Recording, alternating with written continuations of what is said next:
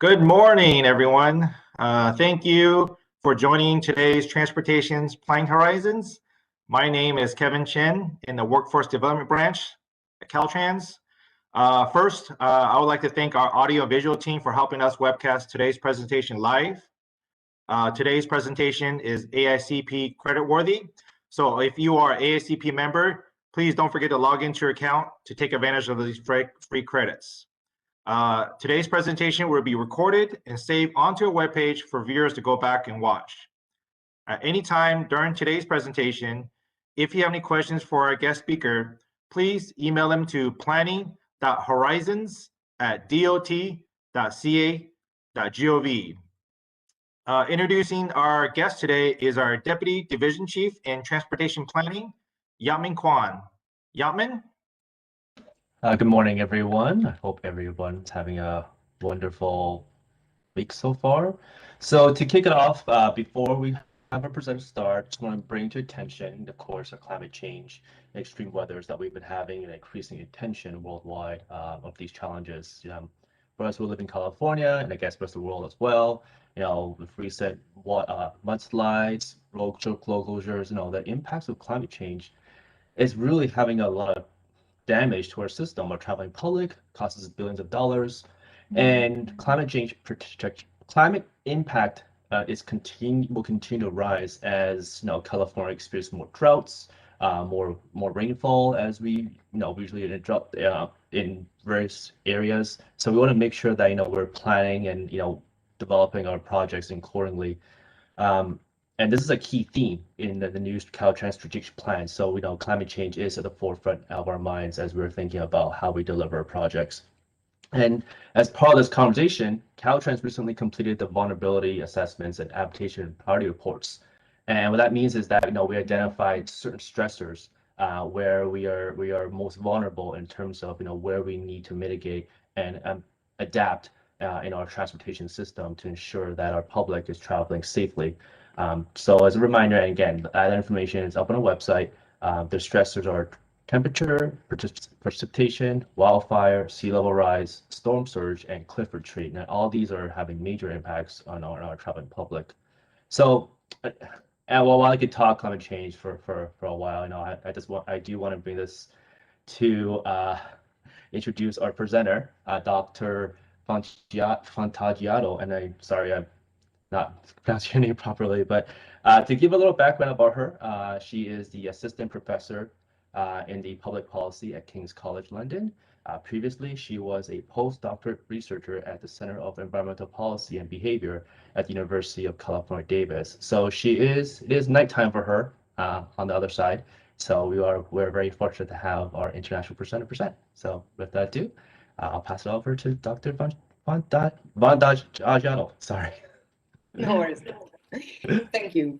Thank you. Thanks very much. I'm going to share my screen. And hopefully you can see the slides.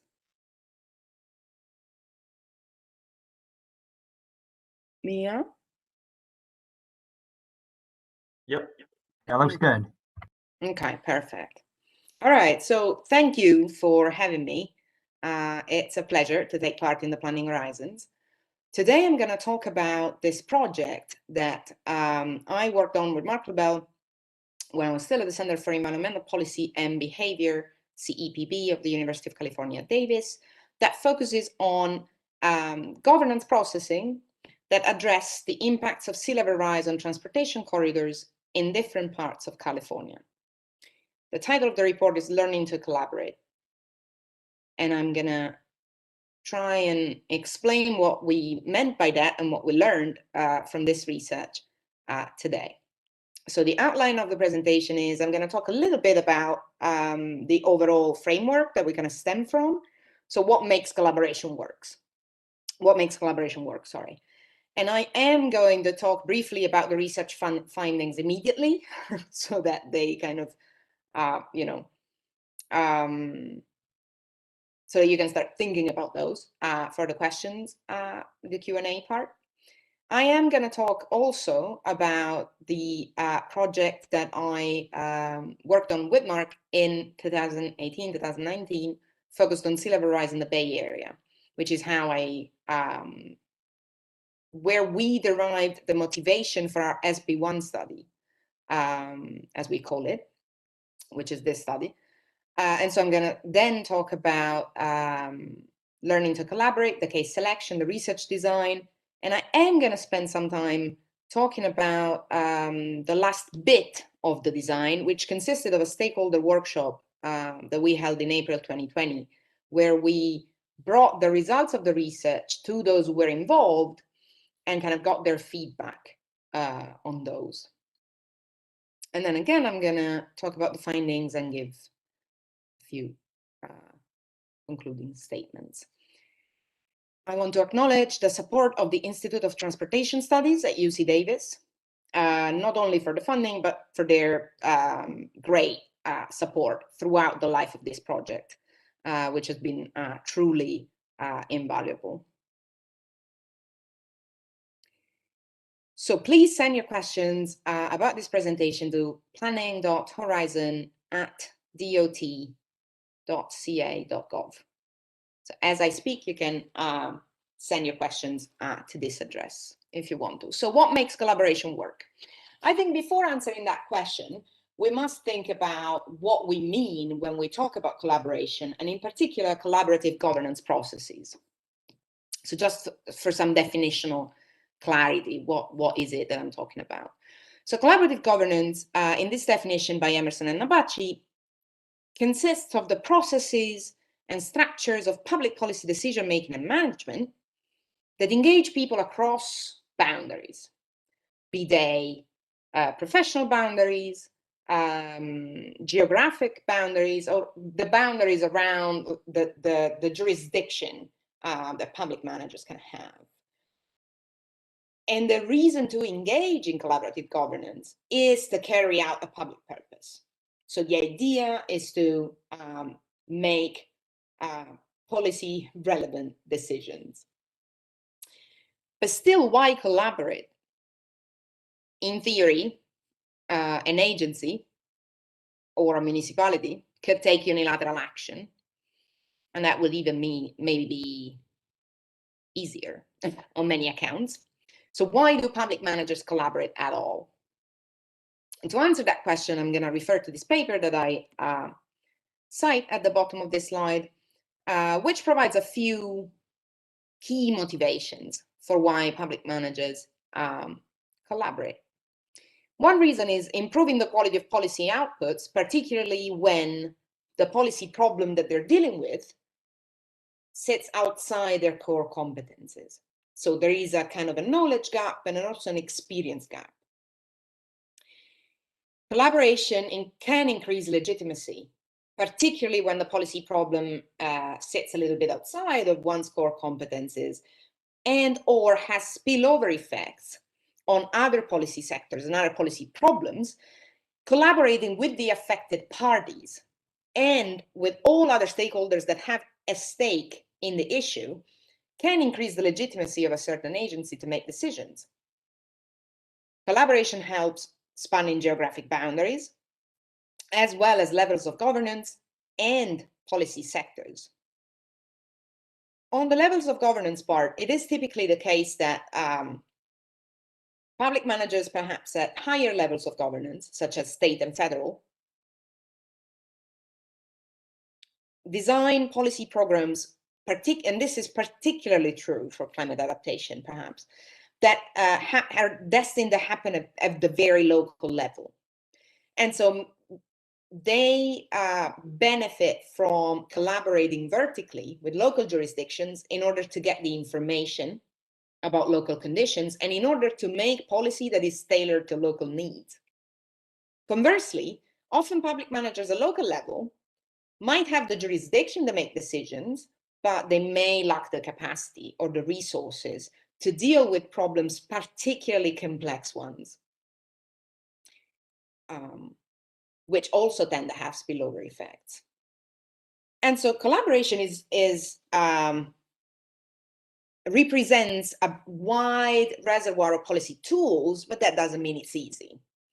Collaboration is not easy at all, particularly when one has to collaborate with unusual partners that one is not used to working with. And this is for various reasons.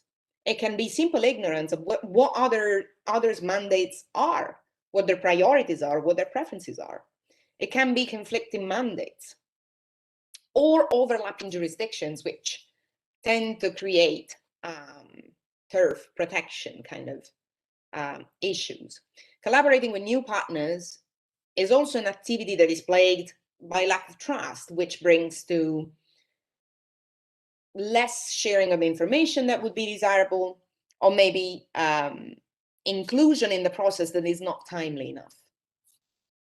And then, of course, there's the issue of uncertainty. So collaboration is helpful to address very new problems and like policy issues that are surrounded by ample margins of uncertainty, but also represents uncertainty in itself, particularly in terms of policy outcomes.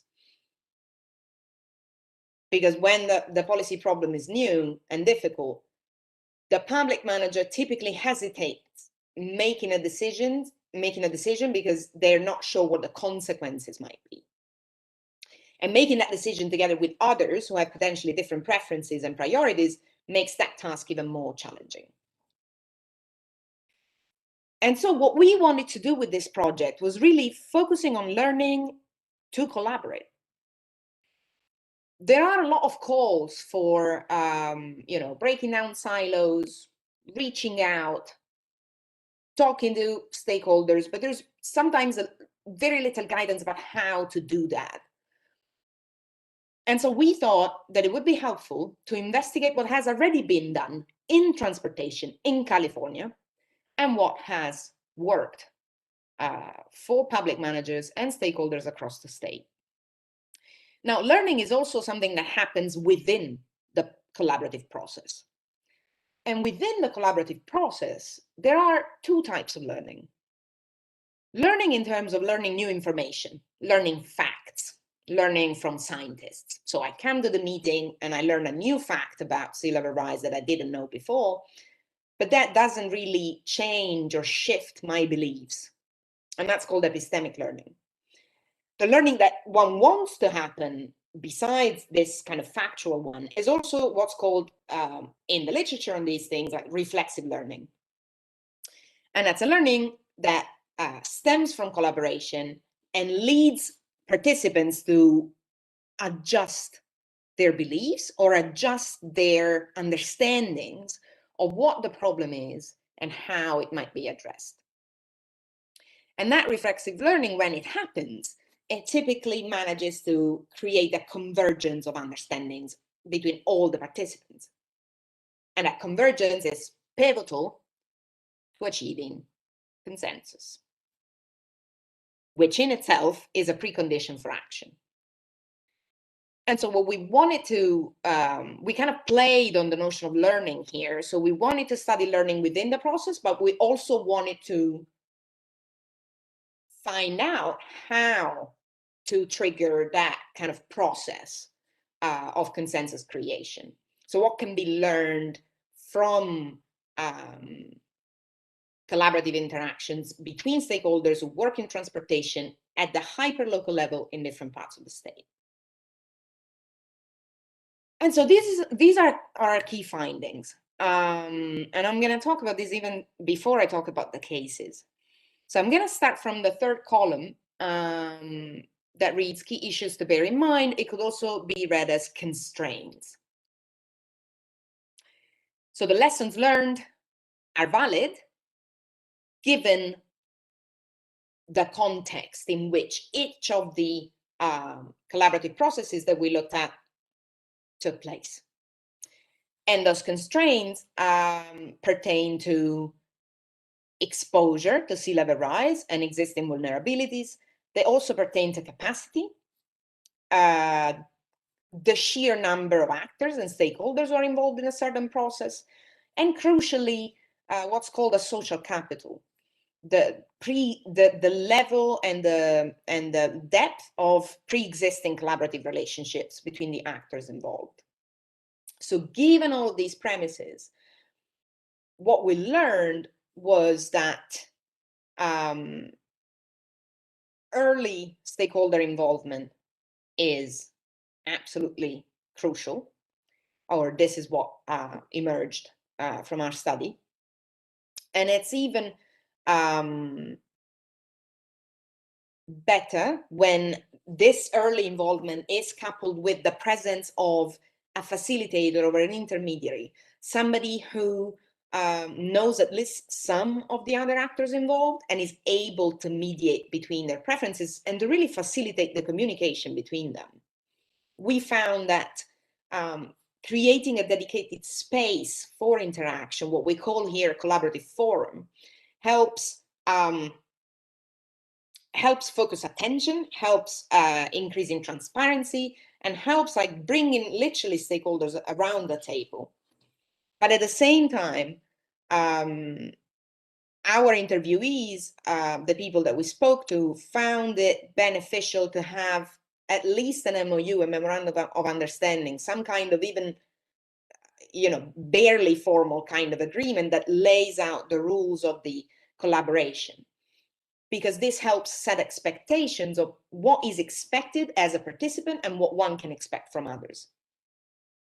And this set of lessons learned apply to both of the two first governance challenges that we found, which are stakeholder involvement and bridging across jurisdictions.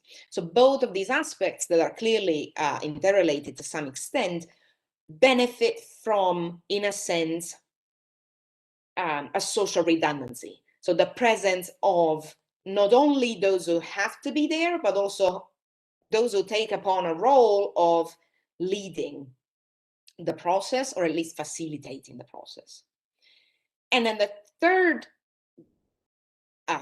huge challenge that we found was, of course, funding. Transportation is infrastructure. Infrastructure is expensive, and it is long-term. Huge upfront costs for future benefits, well, present and future benefits. And for the funding part, the lessons that we learned was particularly the emphasis on multi-benefit projects. So what kinds of projects are going to be more likely to be funded? It seems that's those that get the funder the biggest bang for the buck, those that will result in more than one benefit. And those projects are all the more credible if they are underpinned by an existing consensus. And that consensus is going to be reached, hopefully, via a collaborative process. And then another point that was made by our stakeholders was about a multi-year funding stream, which helps local communities kind of plan to, at least in the medium term, rather than the super short term. I'm going to talk about these again, and hopefully they will become clearer as I talk about the cases that we analyzed. But I want to start from talking a little bit about Sea Level Rise in the Bay Area, which is the first project that I was involved in when I came to California. The name of the project was RISER, Resilience Infrastructure as Seas Rise, and it was a collaborative endeavor by several universities, including NYU, Abu Dhabi, Berkeley, Davis. And it kind of combined the engineering aspect with the governance aspect, with the tidal kind of movement aspect. So there were 3 teams that each looked at one of the components of adaptation to sea level rise in the Bay Area. And that project was really focused on the Bay Area as a single place, but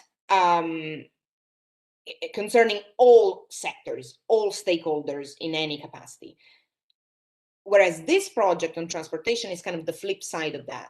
We decided to then look at one sector, transportation, but in different places around the state. The one thing that we found from our sea level rise in the Bay Area study was that, well, this is an overview of the respondents, the types of respondents that we had to the survey we carried out in 2018 and how they're located geographically in the Bay Area. So we have a predominance of local government and non-governmental organizations, but also state government and various other types of stakeholders. But the thing that we found was that there was very little agreement on, very high agreement on the risks posed by sea level rise, but very little agreement on the actions to be undertaken to deal with it. So in a sense, what's missing is not the science, but rather the consensus. And we also found that for our respondents, transportation infrastructure was really at the top of their list of concerns, of the things they're most concerned about in relation to sea level rise in the Bay Area. And we also found, when we look at our respondents' collaborative relationships, that transportation stakeholders or transportation agencies are really amongst the key collaborators in the governance system at all governance levels. And so what you see here is a section of a network that basically summarizes the collaborative ties existing between different types of stakeholders in the Bay Area. And what this slide is meant to show to you is that Caltrans is one of the key actors in this space, along with other state agencies. If we look at the regional level, so this is another section of the network. If we look at the regional level, we see that the Metropolitan Transportation Commission, which is the Bay Area MPO, is also amongst our key stakeholders. And even at local level, the Sonoma County Transportation Authority, the Marin County Transportation Authority are amongst the key networkers, key collaborators in the Bay Area. And so that kind of spoke to us of the urgency and importance of transportation and sea level rise. And this is what motivated us to apply for the funding to carry out our comparative study. And so, like I said, our transportation study was really aimed at leveraging the comparative perspective. But it was also a very place-based study. So we really wanted to zoom in onto specific transportation corridors in different areas of the state and look at what was happening there. We focused on the three most populous areas of the state, so the Bay Area, LA, and San Diego. And here you see a kind of an overview of their key characteristics. Obviously, they have a common institutional context and state and federal level, but they differ in several respects. Primarily the level of fragmentation, the institutional fragmentation. The MTC in the Bay Area is the regional agency working alongside 9 counties, transportation agencies. And the jurisdiction is 101 cities. In LA, SCOG is an even bigger area under its jurisdiction that comprises, I think, over 190 cities and various sub-regional organizations. And in contrast, SANDAG in San Diego, in a way, benefits from being the only agency. There is like one agency, one county, and just 18 cities. So their collaboration task appears to be kind of a little bit less daunting than in the other 2 areas, even though that doesn't mean it's necessarily frictionless. Exposure to sea level of transportation assets to sea level rise also differs across the 3 areas, with high levels in the Bay Area. Transportation per se appeared to us to be somewhat less vulnerable than other types of assets or areas in the LA area. And then we kind of placed San Diego in the middle between these 2. So in the Bay Area, there's like a real urgency to deal with sea level rise and transportation. In the other 2 places, a somewhat lower urgency, although, as we will see in the cases, on the infrastructure cases, there are actually pretty urgent issues to be dealt with in both. We noticed widespread collaboration in the Bay Area and San Diego. We noticed a somewhat lower level of collaborative relationships, formal and informal, in the LA area. And so we decided to pick specific transportation corridors based on 3 criteria. The corridor or asset must be vulnerable to sea level rise and must have no easy alternative. So therefore, option of that corridor creates a huge bottleneck in the system for the users of that road or asset. And then that there is some kind of governance process around it that focuses on adaptation to sea level rise in order to be able to extract lessons from it. And so we ended up with 4 cases between the Bay Area, San Diego County, and Los Angeles County. And I'm gonna outline them here. So we decided to focus on State Route 37 in the Bay Area, which is a segment of a highway also in Highway 1 at Encinitas in San Diego County, and then a railroad and a port. The railroad is the Los Angeles San Luis Obispo railroad, and we focused particularly on the segment at Del Mar in San Diego County, and then the Port of Long Beach.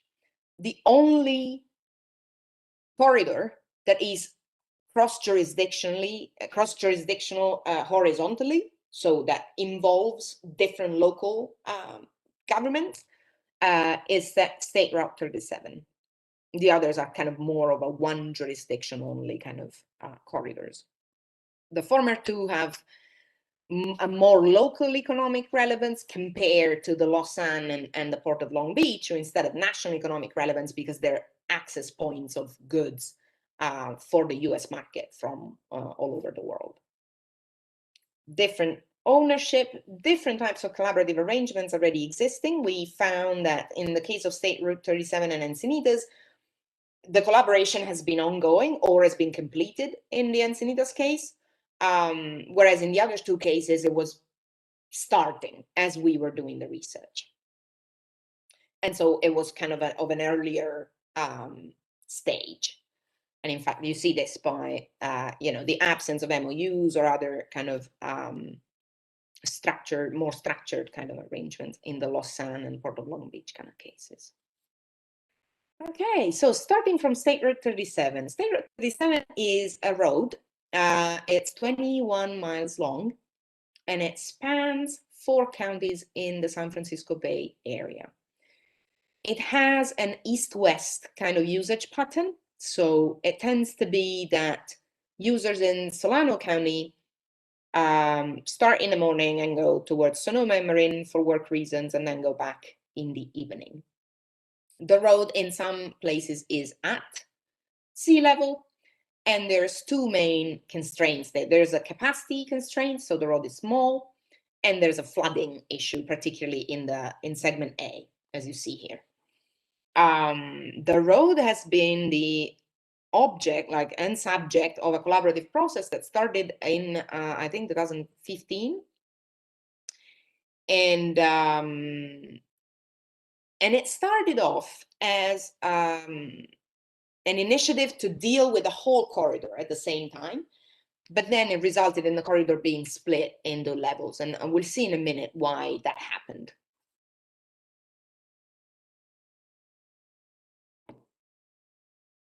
So I wanted to share some quotes from the interviews that I did for this corridor, because I think they show what some of the difficulties in dealing with sea level rise in transportation are, and what the difficulties of collaborations are. So in this quote, the interviewee is saying, "I remember one of those early meetings when we were all in the same room, and we were talking about what to do, how we were going to proceed. And I remember looking around the room and thinking, everyone around this room knows how to deliver a project. We're all engineers, planners, leaders. We have done projects, talked to the public, done environmental clearances, but nobody has ever tackled a big sea level rise problem. And then how different pieces of the corridor have different issues, and how in the beginning, when we started meeting in 2015, we had this vision of lifting all the needs at once. We were going to do the sea level rise issue, the road capacity issue, the adjacent land use issue, all the issues at the same time. And then in the fall of 2017, it dawned on us that we have to break this corridor up into little pieces that are more manageable in the traditional project delivery sense. I think we divided up because it was too much to manage as a single corridor. Then having it in pieces, which was much more manageable, it's what everybody was more used to. And so here, what the interview shows is really this difficulty of doing things in an unusual way and working across boundaries on new problems, and how that feels unmanageable and unwieldy. And the third quote talks about leadership. So SR-37 has become a regional issue in the Bay Area. It's a fairly, small road in a particular corner of the Bay Area, but it has proven a pretty thorny policy issue, and it has become a regional concern. And one of the things that came up in the interviews was that there has been a discussion of a joint power authority, but there you need a strong project manager. I have a lot of respect for everyone, but I don't think there's a leader here. You need a charismatic leader that has the buy-in of the counties to move the collaboration forward. And so this was the first project we looked on, and then the second one was a case of a completed and successful collaboration that happened surrounding this segment of Highway 1 at Encinitas in San Diego County. The problem with this road was that it was regularly overtopped by water, to an extent that even it kind of covered the road and entered the restaurant. You can see it in the map, it's called Las Olas. So I've been there, and like the owners were telling me how the water would just come into the restaurant directly. And this has been a problem for, I think, 15 years before this solution came along. And the solution was eventually found in a grant from the State Coastal Conservancy and the OPC, and a collaborative process that involved the city itself of Encinitas, the Coastal Conservancy, the Coastal Commission, and a range of other actors that you can read more about in the report, that kind of managed to find a technical and collaborative solution to the chronic overtopping of this road, that eventually achieved more benefits than just for the road, because it created new public access, and it resulted in also habitat protection. And when asked about what do you think was the main asset of this process, what do you think made it work, one of the interviewees said the key was to get everyone involved early and make them part of the team from the start. We did it because we knew we had to deal with them anyway. And what we wanted to know, what would make everyone happy, what could be done. And crucially, they say, we had to give up some of our ways of thinking and try something new. But we did it because we wanted to get this road done.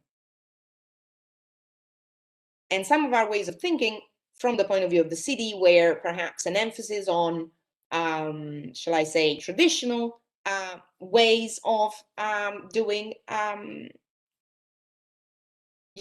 sea level rise protection, with other actors involved in that process, such as the Coastal Commission and the State Coastal Conservancy, that had more of a bend for kind of nature-based solution and preservation of public access. And so between these different mandates and priorities, the vertical coordination, vertical in the sense that it involved public managers from all levels of governance, resulted in eventually in a project that combines rock revetment with sand dunes, preserves the views, preserves public access, achieves the biggest bang for the buck.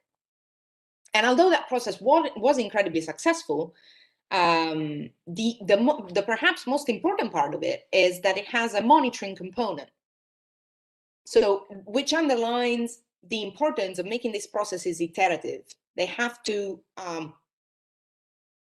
have a component of adaptive management, which means see what the results of the decision is and adapt as time goes by. So as the sand dunes that have been built in at Highway 1 at Encinitas will be eroded by the sea, maybe different interventions will be needed, you know, a decade or so from now.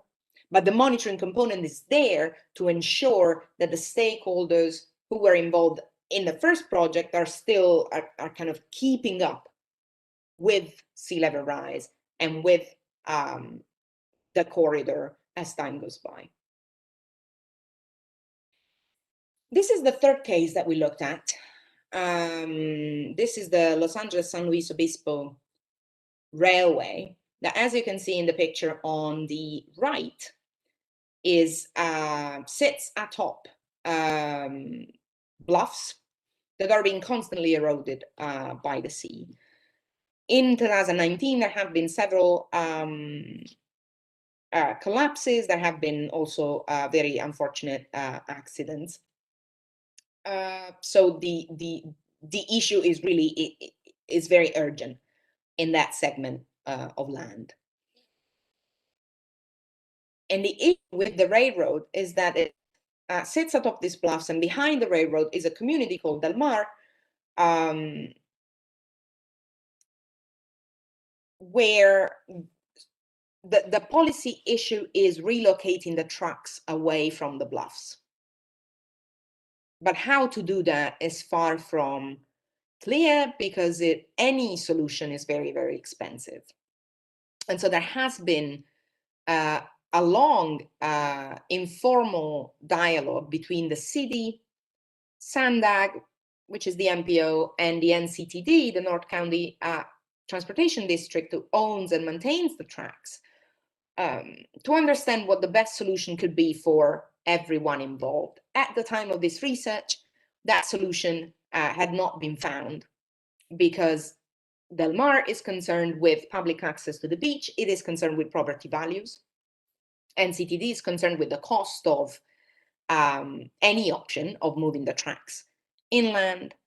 And at the very end of this research, what had happened is that the California Transportation Commission, well, no, I can't remember the name of the specific politician who was involved, but basically a politician from the state decided to, in a way, provide leadership to this process and started a working group that started operating as we were finishing the project, so in January 2020. But what this case showed us was that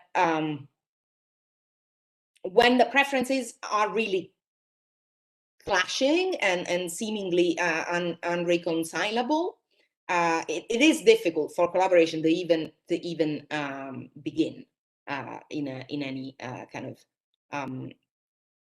collaborative sense. And these are the potential future alignment of the tracks inland. And this has been a very, very interesting case to study, because it really combines, again, the technical difficulty of relocating the tracks, the uncertainty as to what the best option should be, the dialogues between the different stakeholders, and the struggle to find a common ground, and so it has been really also a very a case that provided a lot of learning, I think. And finally, we looked at the Port of Long Beach, who is a completely different case and a completely different asset. The port is a trustee, like all ports, and it is a pioneer in the state in the sense that it is the first port that submitted its climate adaptation report to the State Lands Commission, which is required by law, and did its own inundation mapping of the port, and as a budget for dealing with adaptation. And at the time of this research, the port was becoming increasingly aware, however, that although it has resources and although it has jurisdiction and ownership of the port, it will still need to collaborate with other stakeholders, starting from the Port of LA, which sits nearby, the City of LA, the City of Long Beach, communities that live around the port, in order to deal with adaptation to sea level rise. And they were just getting started on that process as we were doing the research. And so data collection, like I think I said, took place between November 2019 and August, November 2018 and August 2019. We did interviews in all 3 locations. We went to policy meetings. And this is a quick timeline of the design. A crucial component of this design was the April 2020 stakeholder workshop. We wanted the workshop because we wanted to submit our findings to the stakeholders and we wanted to get their reactions. And so once we've been in each of their contexts and had observed the approaches that they'd taken, the challenges that they'd encountered, the solutions that they have implemented or were willing to implement, we wanted to bring all of this material together and present it to them as a single package. And so we organized this workshop. Oh, sorry. As a reminder, if you have any questions, please send them to this email address, planning.horizons@dot.ca.gov.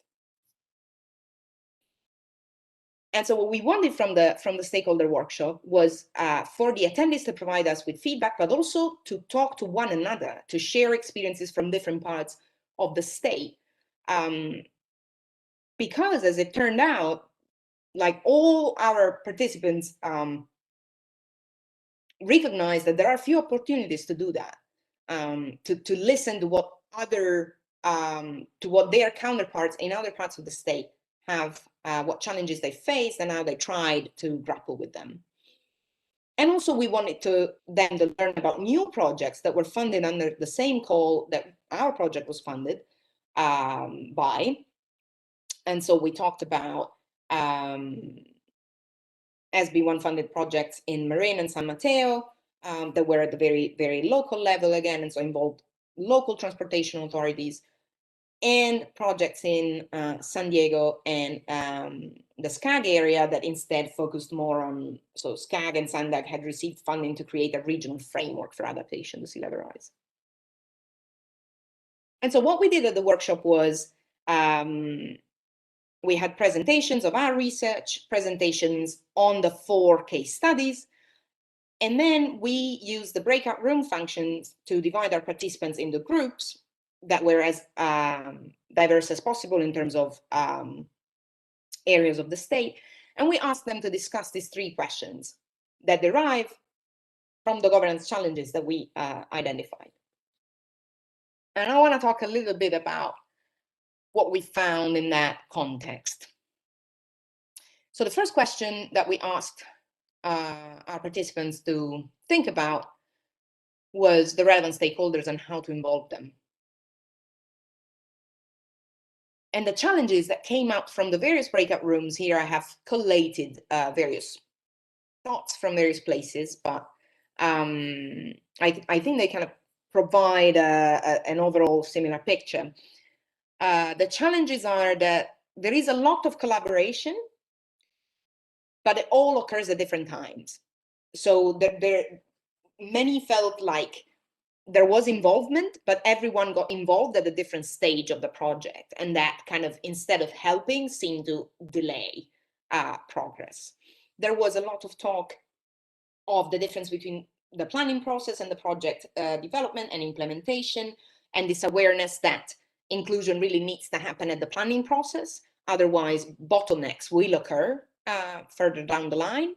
There was discussion about the difference between stakeholders who are the usual crowd, who goes to every meeting, participates a lot, has the knowledge, the resources, the authority, contrasted with more intermittent participants or more specialized participants that have a specific agenda or a specific interest, and therefore only join the process intermittently.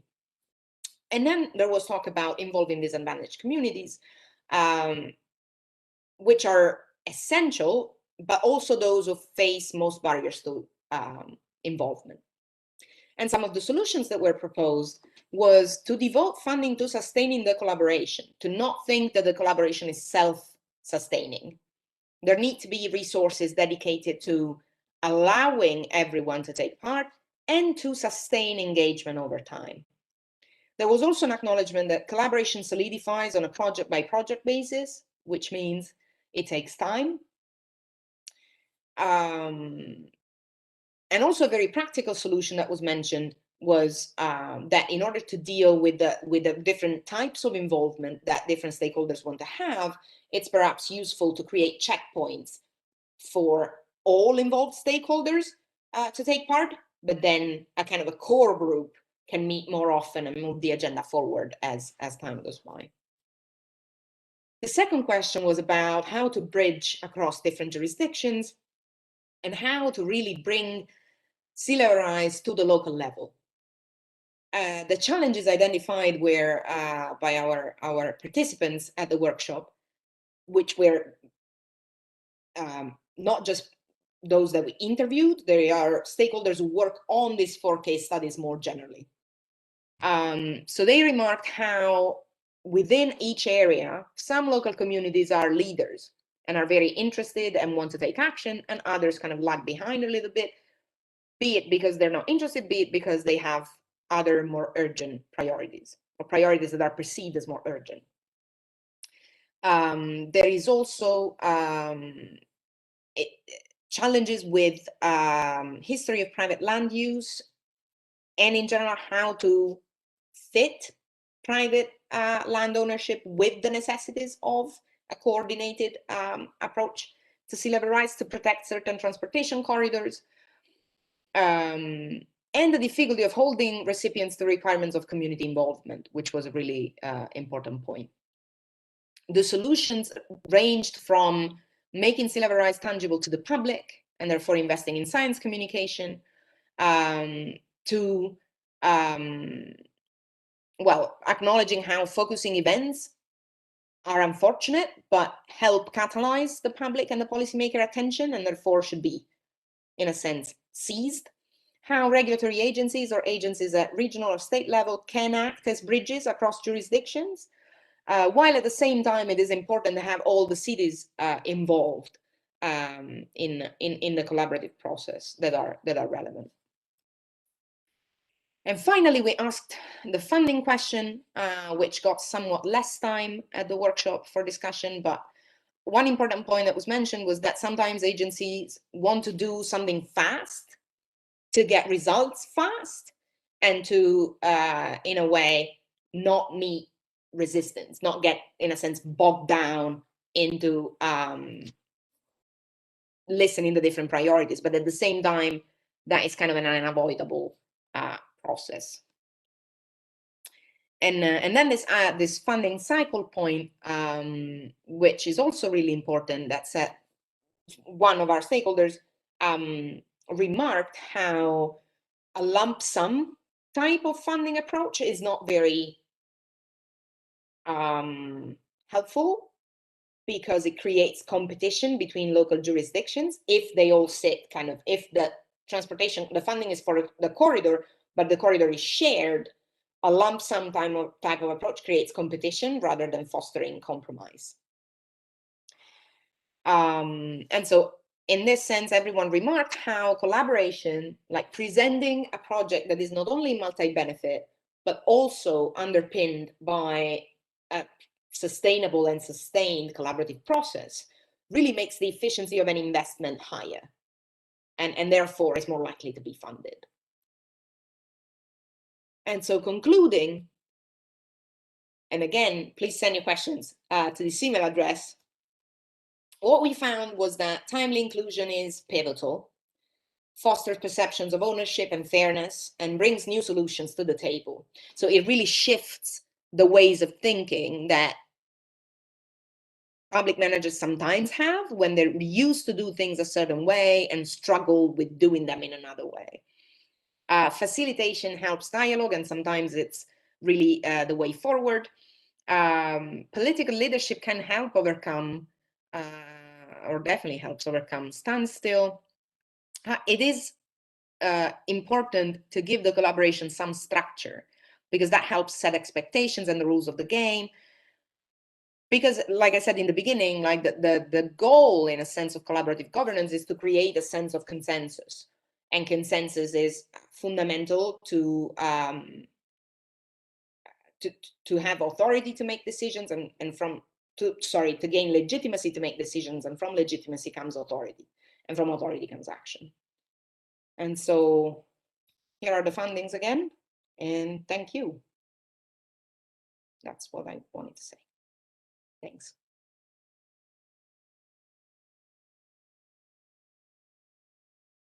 Great. Thank you so much, Francesca, for your presentation.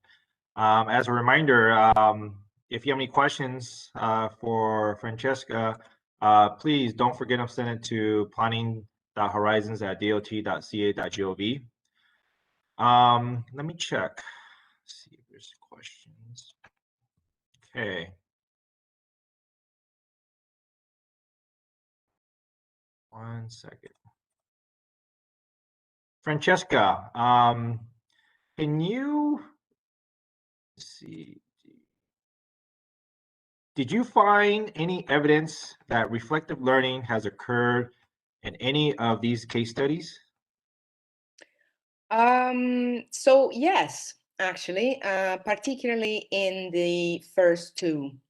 And that's what I was trying to point out when I was talking about seeing the same problems with new eyes when I show the quotations from the interviews. So in the SR37 case, the interviewee literally said, and attending these meetings of the policy committee for State Route 37 really changed my thinking about how we should approach this problem. And that's also what brought to the fragmentation of the corridor into three pieces as a way to try and overcome the standstill that had occurred in the collaboration process.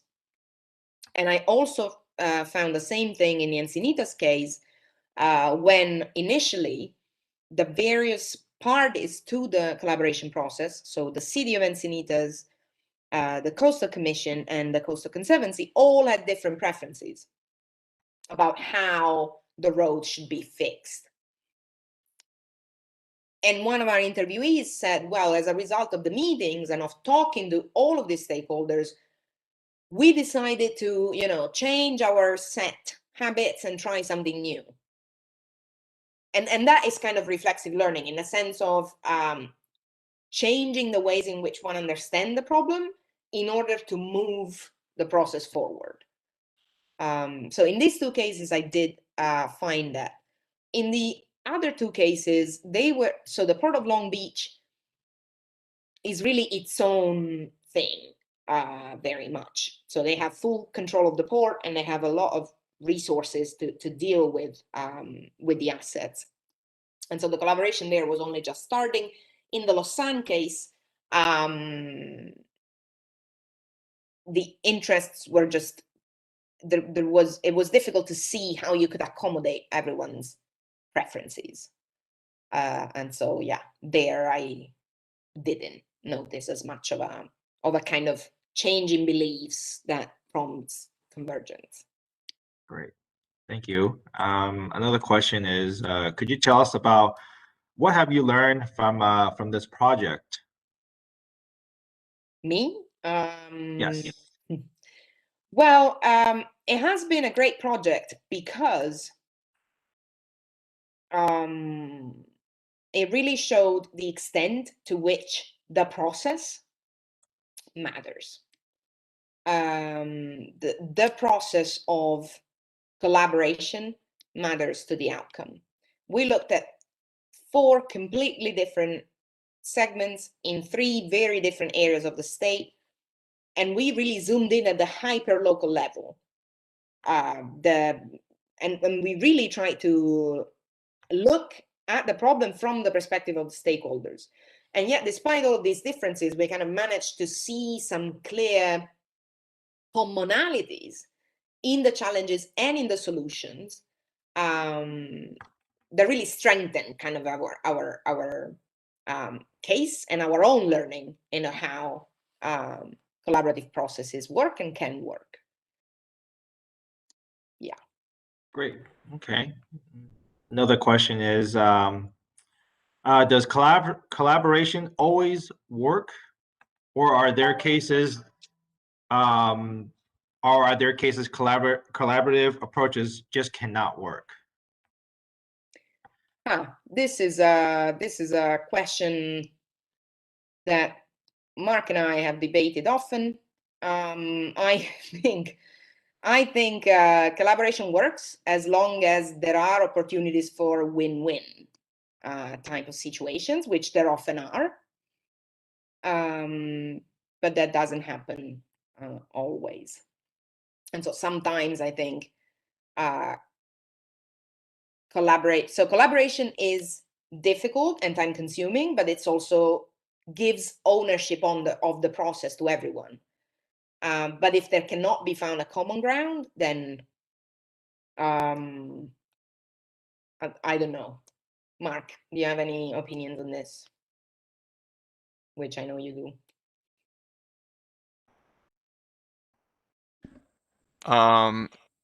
Well, I agree with you that if there's one of the foundational assumptions is that there's some common mutually beneficial outcome that is out there to be discovered.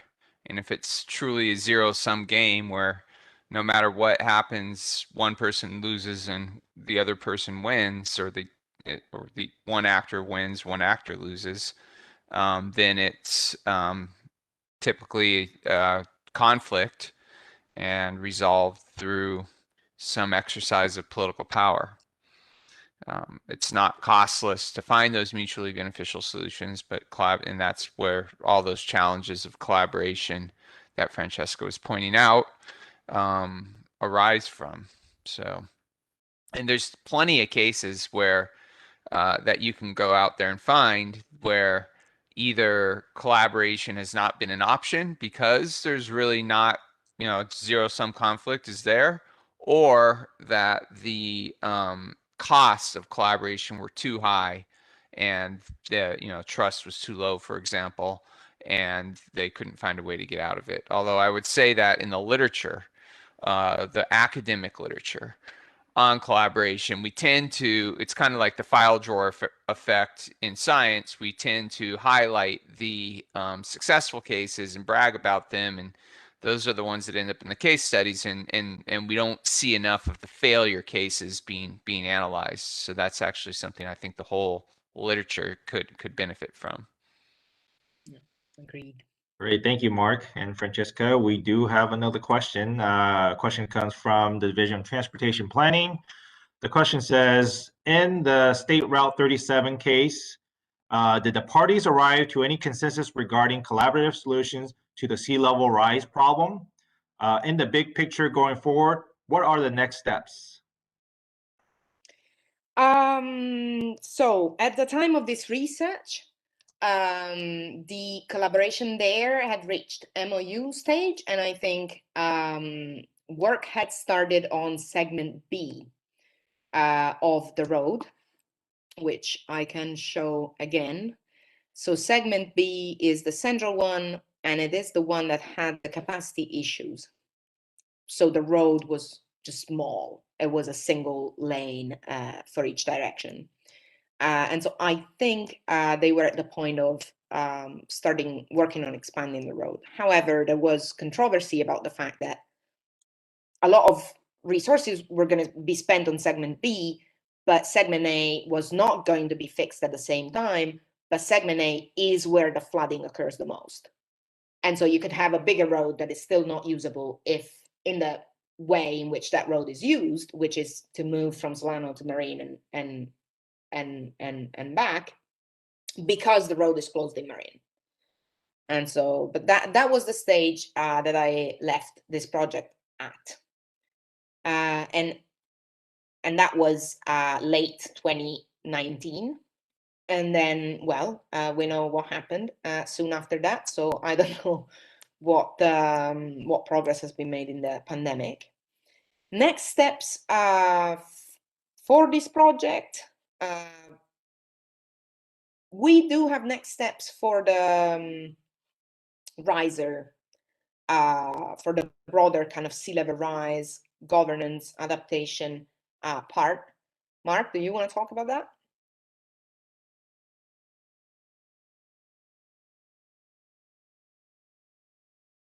Yeah, sure. So, I'm involved, continue to be involved, and Francesca as well, with a network of researchers who are working on sea level rise adaptation across the country. And what we're doing now is we have a National Science Foundation grant that's coordinating seminar series and various things, types of stakeholder engagement. We want to expand it to different regions so we can compare what's happening in California to New York, New Jersey, and Miami, and Chesapeake. And Francesca is out in England now, so there's a hot spot in the east coast of England, and we've got people from France that are coming in. So we're really trying to understand how these play out. And you saw the power of the comparative analysis that Francesca had.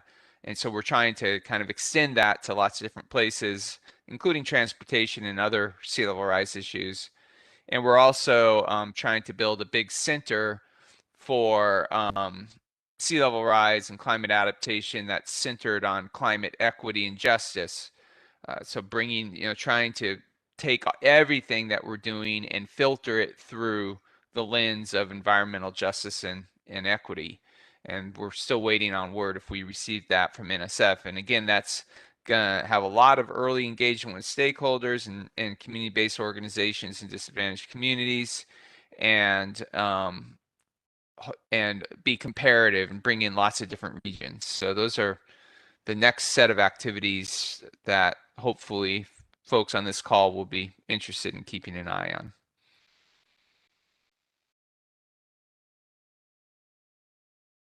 Great, thank you, Mark, Francesca. Okay, don't have any more questions. Francesca, Mark, is there anything you'd like to add?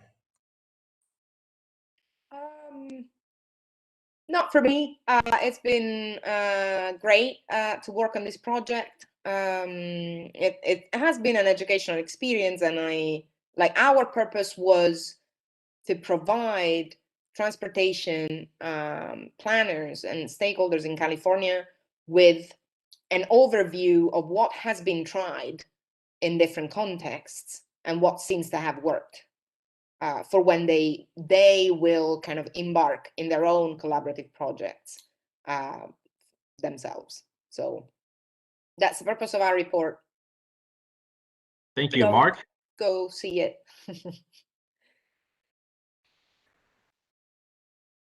I don't really have anything to add rather than thank you for inviting Francesca to delve into the details. And I'm very happy that this community of policymakers and decision makers is interested in this type of work and trying to, figure out how to collaborate. It's a very fascinating topic for us, and we're always happy to see other people and learn from them in their experience. So thank you very much. Great. Thank you so much, Francesca and Mark, for joining us. I'd like to thank you for your presentation. That concludes today's Planning Horizons presentations. Don't forget to tune in next month, Planning Horizons. Thank you, everyone. Thank you. Thank you for having us.